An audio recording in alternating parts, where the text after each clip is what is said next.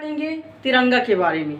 तिरंगा के बारे में लोगों ने बहुत कंफ्यूज रहते हैं, लोग बहुत कंफ्यूज रहते हैं, क्या कैसे इसका प्रोसेस होता है, इसके बारे में आज हम समझते हैं। तो आइए देखते हैं।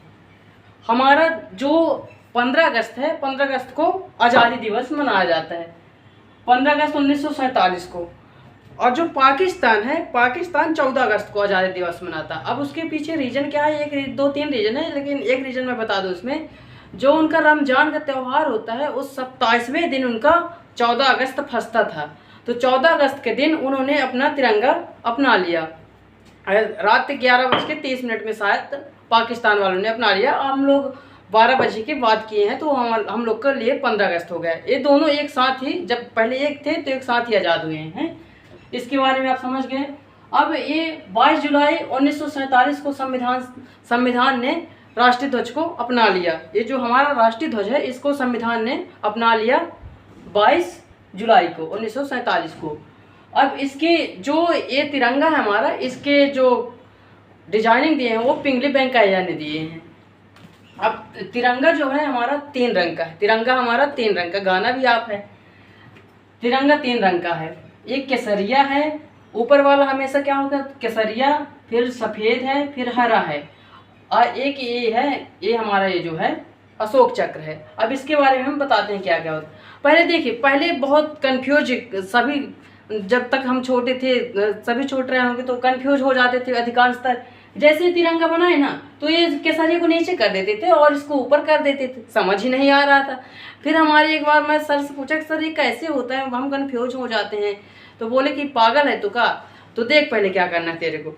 जैसे खेती कहाँ होती है, खेती कहाँ होती है, जमीन में ना होती है। हरियाली कहाँ रहती है, नीचे ना रहती है। तो इसके हमको बता दिए वो सर कि ये हमेशा ये नीचे रहता है, हरा वाला। अब फिर बोले कि दूसरा बोले कि सूर्य कहाँ होता है, सूर्य कहाँ होता है। मैं बोला कि सर सूर्य तो आसमान में होता है। कि हाँ, तो वो ऊपर रहता है। तो ये केसरिया हमेशा ऊपर रहेगा, ऊपर ना रहेगा। तब से मेरे को आज भी रट गया कि हाँ इसी तरह। अब कंफ्यूज नहीं होना, आप भी कंफ्यूज ना होंगे शायद। आइए जो सफ़ेद है, आइए सफ़ेद के अब इनके तीरों के बारे में बताते हैं कि ये क्या क्या हमारा प्रतीक है। जैसे केसरिया, केसरिया हमारे देश की ताकत एवं बलिदान को दिखाता है। केसरिया रंग जो है देश की ताकत और बलिदान को दिखाता है। और जो ये सफ़ेद है, शांति का प्रतीक दिखाता है, शांति, एकता, अखंडता का ये है।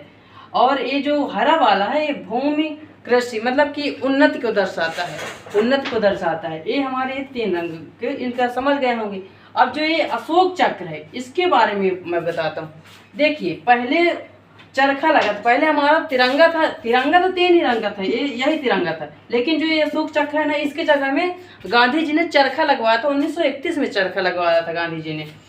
और फिर ये जो ये चेंज हुआ है, ये अशोक चक्र, इसको डॉक्टर अंबेडकर ने लगवाया था 1947 में। ये अशोक चक्र का मतलब क्या होता है, इसका मतलब होता है मनुष्य के गुणों, मनुष्य के 24 गुण, मनुष्य के जो है वो 24 गुण, मानव के 24 गुण, वो हमेशा चलते ही रहना चाहिए। जैसे देख, जब हमेशा चलते रहेंगे, मनुष्य हमेशा चलता रहेगा, मतलब कि कार्य करता रहेगा, तो हमारे देश का विकास होगा, उसको वो कभी नहीं रुक सकता।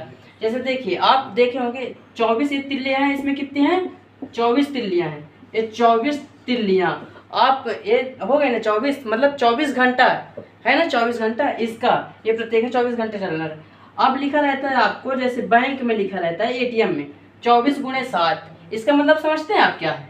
24 × 7 का मतलब 24 घंटा 7 दिन हमेशा कार्य करना चाहिए, हमेशा कार्य करना चाहिए। इसका मतलब एम्बुलेंस में भी लिखा रहता है, उसमें छुट्टी उट्टी नहीं होती। एम्बुलेंस में देखें कभी छुट्टी होगी, उसमें भी लिखा रहता है 24 × 7। इसका मतलब यही होता है कि हमें 24 घंटा निरंतर चलते रहना चाहिए। ये हो गया। अब इसकी लंबाई चौड़ाई क्या है, देखिए 2:3 है इसकी लंबाई चौड़ाई, इसकी लंबाई चौड़ाई 2:3 है। अब इसके बारे में हम समझते हैं कि तिरंगा को कैसे लेके चलना होता है, कब हमें फहराना होता है, क्या कैसे, इसके बारे में हम समझते हैं। देखिए, ये हमारा तिरंगा कहला गया।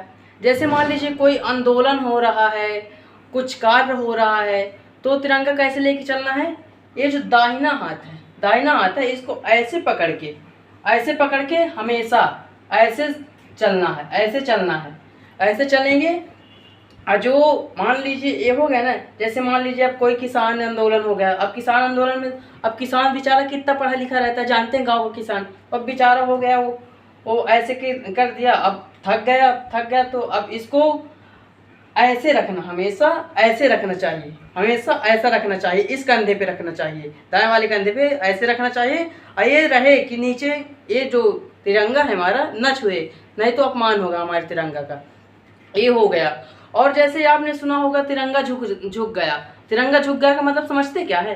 तिरंगा झुक गया का मतलब जैसे हमारे कोई वैज्ञानिक हो गए, क्रांतिकारी हो गए, जैसे ये वो होते हैं ना, ये जो जब इनकी डेथ हो जाती है कि शोक संदेश होता है, तो उस टाइम पे तिरंगा को झुका दिया जाता है। जैसे ये है ना तिरंगा, मान लीजिए है, अब इसको ऐसे कर दिया जाता है, ऐसे कर दिया जाता है, ऐसे। जैसे मान लीजिए इसमें आप देखे होंगे एपीजे अब्दुल कलाम जी, जब हमारे एपीजे अब्दुल कलाम का निधन हुआ, अटल बिहारी वाजपेयी का निधन हुआ, तब हमारा तिरंगा ये थोड़ा ऐसे झुका दिया गया है। ये हमारे शोक संदेश को दर्शाता है।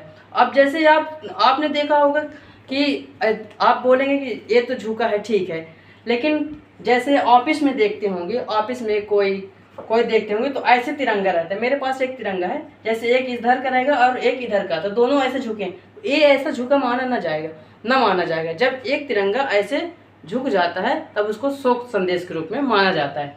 तो दोस्तों इसके बारे में आप लोगों ने जान लिया होगा। इसको एक बार और देख लीजिएगा, बाकी हमको कमेंट में बताइएगा कैसी लगी वीडियो। धन्यवाद। जय हिंद।